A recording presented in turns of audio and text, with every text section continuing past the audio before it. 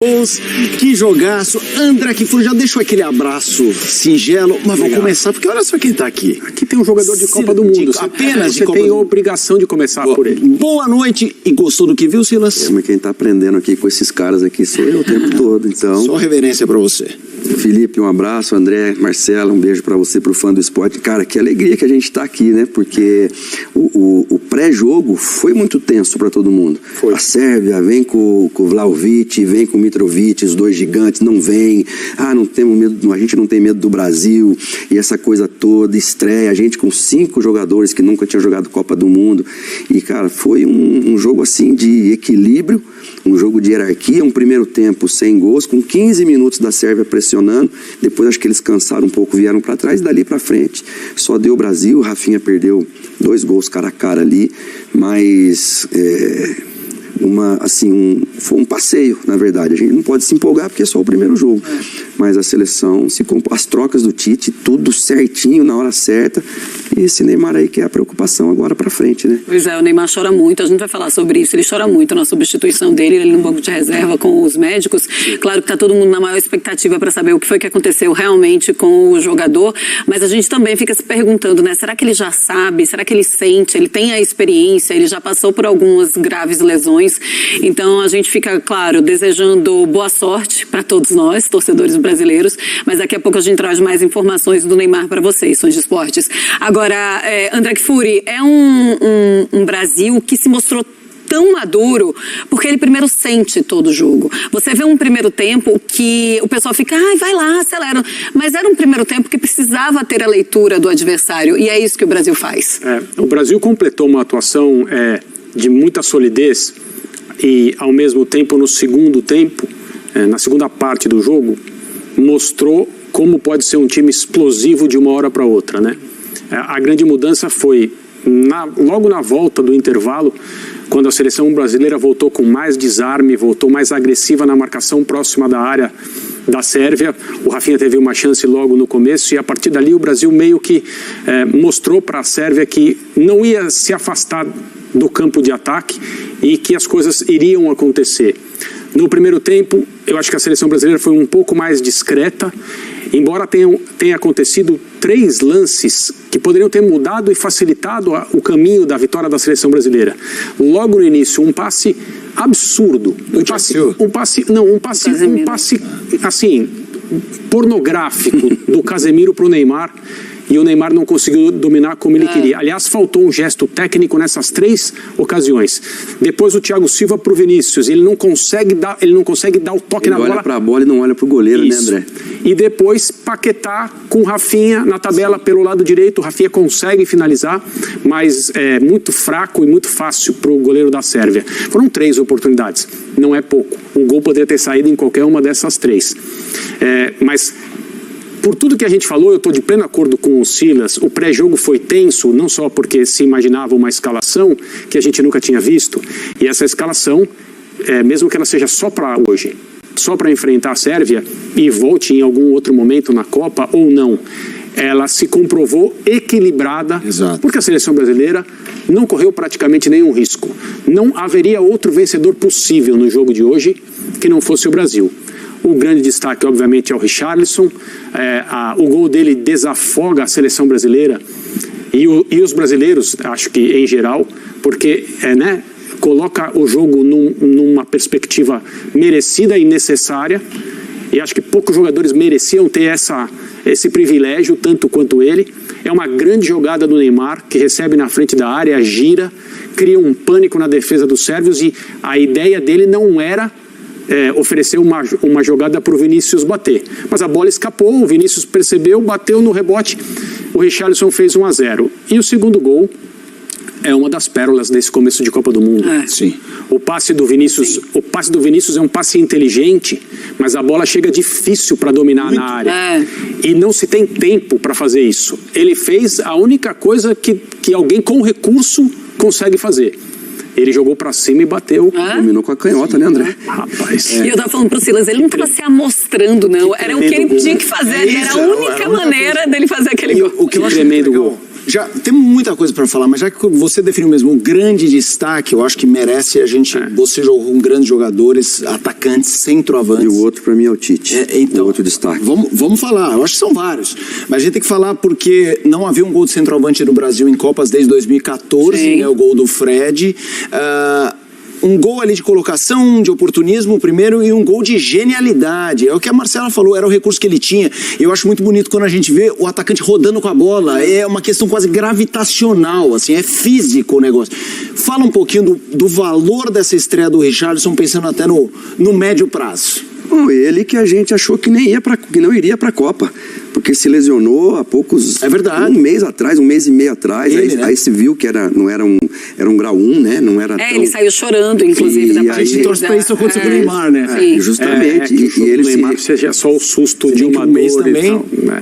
Mas se recuperou e lá no Tottenham mesmo tá buscando o seu espaço lá, e o treinador já falou que gosta muito dele, e com esses gols que ele tá fazendo na seleção, não os 2 de hoje, o que ele já vem fazendo nos amistosos também, em todos os jogos. E a gente vê que o Richarlison ele é solidário. Ele não está ali preocupado. O Pedro é muito mais plástico que ele. O Pedro tem muito mais qualidade técnica que ele. Mas o Richarlison é o cara que, soltando... Ele não estava fazendo um jogo tão bom.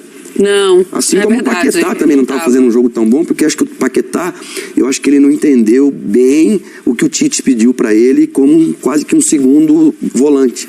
Porque o Paquetá, lá na linha de 4 da frente, ele vai pro ataque sabendo que ele tem Fred e Casemiro atrás dele. Mas quando ele joga um pouquinho mais recuado, ele fala, poxa, eu não posso ir para a área, porque se eu for para a área eu vou descobrir o Casemiro. Então, aqueles 15 primeiros tempos lá, para mim, o Paquetá ficou um pouco assim, depois se acertou, e o Brasil foi. Mas o Richarlison, e pela pessoa que é também, quando a gente vê as entrevistas, demais. Defendeu o Neymar outro dia contra as acusações lá do jornal alemão, do Lothar Matthäus, a entrevista, que eu achei que nem foi tão grave a entrevista dele, mas o jornal falou de arrogância e tal.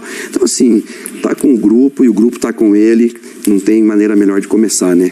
A gente tem uma tela mostrando os números do Richarlison na partida. Vamos mostrar e a gente já fala mais sobre o jogador, sobre o centroavante da seleção brasileira, que fez 2 gols hoje. Olha aí, 79 minutos, 2 gols, ações na área rival 3 chutes, 2 chutes certos. Ele tá no ranking ali dos gols, né? Logicamente, e também dos chutes certos também, logicamente. Mas ações na área rival também, né? Ele ficou ali no quarto do ranking do time. É a frieza dos números, André, mas mostra, assim, que era um Richarlison que em algum momento a gente estava esperando mais dele. A gente queria que ele aparecesse mais na partida, até que ele consegue fazer o primeiro gol e depois o segundo. Um dos trabalhos do Tite nesse ciclo era entender como utilizar um jogador que leva o nome às costas e que tipo de função ele queria desse jogador, ou desses jogadores, porque ele tem mais, né? Todas as palavras elogiosas do Tite ao Gabriel Jesus, que vai para a segunda Copa com ele, pelo trabalho que o Gabriel faz sem a bola, por mais que algumas pessoas não gostem ou não entendam, ou achem que um atacante não pode passar uma Copa do Mundo sem fazer gols, por melhor que seja o seu trabalho tático para a equipe, é só ver o Gabriel Jesus jogando pelo Arsenal. Eu não sei se existe um outro jogador de ataque que desarma tanto quanto ele. E isso está na origem do bom jogo atual do Arsenal. E isso era o que o Tite enxergava no Gabriel Jesus. Mas a partir do momento em que a Copa foi se aproximando e o Richarlison, que trabalhou tanto durante os últimos anos para estar nesse Mundial, a gente pôde ver o esforço, a colaboração e o desejo do Richarlison de fazer tudo o que tivesse ao alcance dele, primeiro para entrar na lista, depois para entrar no time. O que ele fez hoje é uma declaração de capacidade, de intenção, de disposição, de colaboração, porque ele é um jogador muito capaz. Ele desempenha esse papel de hoje com brilho e pode desempenhar outros, é por isso que ele está lá. Agora, num jogo difícil, que a seleção brasileira não encontrava o espaço porque a Sérvia não dava por causa da sua aversão ao risco enquanto o jogo estava 0-0. Que o Brasil poucas vezes conseguiu criar o espaço com jogadas mais automáticas e o Paquetá participou disso. Ele deu toque de calcanhar, liberou, ele fez a tabela com Rafinha no primeiro tempo, o gol poderia ter saído ali. O Paquetá é um jogador que enxerga 2 ou 3 lances à frente e o time precisa estar na mesma sintonia, porque ele é um criador de jogadas. mas numa jornada difícil em que o Brasil pouco conseguiu criar o seu espaço e só mesmo mostrou que ia vencer quando passou a desarmar mais perto da área da Sérvia, o Richarlison se apresentou. A atuação dele hoje é mais ou menos como se ele dissesse: eu estou aqui, vocês vão ter que lidar comigo. Estou falando dele para os adversários. Sim. E é muito difícil, porque ele é muito capaz. E eu acho que uma coisa importante para falar do Richarlison, Silas, contigo, é você jogou com grandes atacantes, como a gente falou, e atacante é um bicho diferente, né? Eles têm uma lógica própria, se eles não fazem gol, eles não dormem direito, e personalidade parece ser uma coisa fundamental, e o Richarlison tem isso, assim, a gente percebe nas você pontuou isso. Qual a importância para um centroavante ter, além do talento, personalidade, não tremer, ir pro pau, que parece algo que ele faz assim, ó, fácil? A gente vê o Cano no Fluminense, todo mundo toca na bola. O John Arias, o Ganso, o Matheus Martins, Ivan, ele não. Quando chega nele, é caixa, é para finalizar. Ele não é que... O Careca, por exemplo, eu joguei futebol essa semana com o Dodô, que jogou no São Paulo. O Dodô, eu falei para ele: Dodô, você e o Fenômeno, vocês não davam opção para trás. Não é aquele cara que vem para fazer tabela para trás, não, só dava opção para frente. Ou seja, a última bola era dele para já fazer o gol. O Richarlison, num ano desses amistosos agora, o jogo estava difícil, ele não estava jogando bem. Lembra? A bola vem para ele na meia-lua. A gente achou que ele ia fazer uma parede pro Neymar, do jeito que veio, ele bateu lá no canto, fez o gol. Então é esse cara. É esse cara que tá ali para a hora certa, tem um físico bom para segurar zagueiro, e na bola aérea o cabeceio dele também é bom. Então o Tite conta com isso. Eu acho que ele tem o Pedro e o Richarlison para essas duas situações, mais de pivôzão de parede, como o Mitrovic e o Vlahovic da Sérvia, mas ele tem o Gabriel Jesus para fazer esse trabalho que o André falou: vem, busca, briga, sai, desarma e tal, e os outros jogadores todos, que um é mais flecha que o outro, os das beiradas. Isso... Eu acho até, desculpa, Silas, já achei que você tinha concluído. Não, é isso. O jogo começou muito físico, né? Os sérvios até ríspidos, meio que avisando: olha, ninguém aqui vai ter vida fácil, nós vamos marcar vocês muito bem e vamos até apelar um pouquinho se precisar. Nada distante do que era esperado, um time muito forte, um time muito alto. E dava para ver em determinados momentos, nas poucas vezes no primeiro tempo, no segundo tempo também, que a Sérvia teve a possibilidade de chegar ao campo de defesa do Brasil pelos lados, com a chance de uma bola na área, o desespero dos atacantes sérvios com a mão levantada pedindo: joga a bola, porque não tinha outra, a Sérvia não tinha outro caminho a não ser roubar e atacar nesse espaço, especialmente pelo alto. E o Richarlison, a gente pouco vê, a televisão nem sempre consegue mostrar, apanha demais. Sim. Bate um pouquinho também porque é necessário, porque senão não é justa a parada desse jeito, e quando ele teve a chance, ele não perdeu. Muito obrigado por assistir o nosso vídeo. Se você gostou, então não se esqueça de inscrever no canal e deixar o seu like, para ficar por dentro sobre o mundo do futebol e ajudar para o crescimento do canal, para produzirmos mais vídeos para você que é amante do esporte.